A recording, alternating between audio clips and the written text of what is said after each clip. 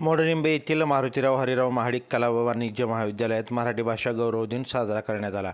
या कार्यक्रमाच्या अध्यक्षस्थानी महाविद्यालयाचे प्राचार्य डॉक्टर शिवाजी पाटील होते।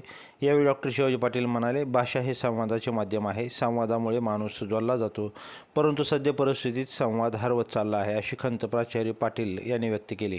महाडिक कला व वाणिज्य महाविद्यालय मोडनीम येथे मराठी भाषा गौरव दिनानिमित्त ते बोलत होते। यावेळी प्राध्यापक सुहास पाटील यांनी आपले मनोगत व्यक्त करताना म्हणाले की मराठी भाषा समृद्ध होण्यासाठी विद्यार्थ्यांनी मराठी भाषेतील उत्तम साहित्य वाचले पाहिजे व लेखनाचा सराव करून सदोष लेखन केले पाहिजे।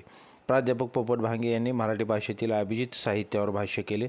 संत तुकाराम यांच्या काव्यावर त्यांनी प्रकाश टाकला व संतांच्या काव्याचे सौंदर्य उलगडून दाखवले।